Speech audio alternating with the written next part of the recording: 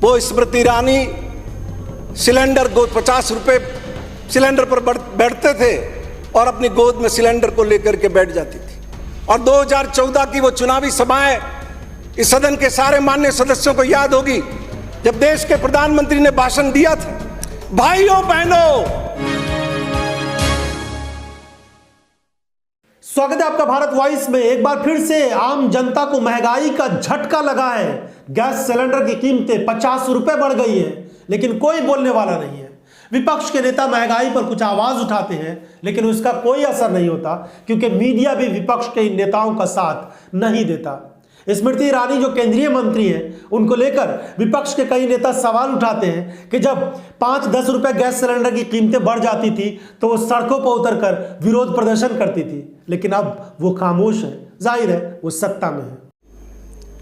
वो स्मृति ईरानी सिलेंडर गोद 50 रुपए सिलेंडर पर बैठते थे और अपनी गोद में सिलेंडर को लेकर के बैठ जाती थी। और 2014 की वो चुनावी सभाएं इस सदन के सारे माननीय सदस्यों को याद होगी, जब देश के प्रधानमंत्री ने भाषण दिया था, भाइयों बहनों, ये किसान भाइयों, जो ये कर्जा आपका है, ये नरेंद्र मोदी की सरकार आने के बाद ये नरेंद्र मोदी का कर्जा हो जाएगा। और वो भाषण का वीडियो कोई भी जाकर के मेरे फेसबुक पेज पर देख सकता है। माननीय सभापति महोदय, आज 9 साल हो गए देश की सत्ता में नरेंद्र मोदी को आए हुए। लाखों करोड़ रुपए देश के पूंजीपतियों के माफ कर दिए। 10 लाख करोड़ रुपए का पूंजीपति फ्रॉड करके चले गए, लेकिन किसानों को हितैषी बनने वाले, किसान सम्मान निधि पर रोज के 16 रुपए देश के किसान को देने वाले, 1 रुपया नेशनलाइज बैंक के किसानों का माफ नहीं कर सके माननीय सभापति महोदय। लेकिन सवाल यह है कि क्या महंगाई इसी तरह से बेलगाम होती चली जाएगी? गैस सिलेंडर की कीमतें हो, पेट्रोल डीजल की कीमतें हो, या फिर सब्जी फल की कीमतें हो, हर दिन कोई ना कोई महंगाई का बड़ा झटका देश की आम जनता को लग रहा है।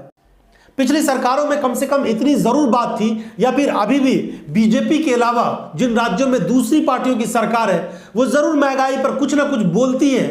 मीडिया के लोग उनसे सवाल करते हैं, लेकिन भारतीय जनता पार्टी के नेताओं से सवाल करने की भी किसी में हिम्मत नजर नहीं आती है। बीजेपी के नेता पहले तो ये मानने को तैयार ही नहीं है कि देश में इतनी महंगाई है। वो कहते हैं कि दुनिया भर में जाकर देखिए कितनी महंगाई है।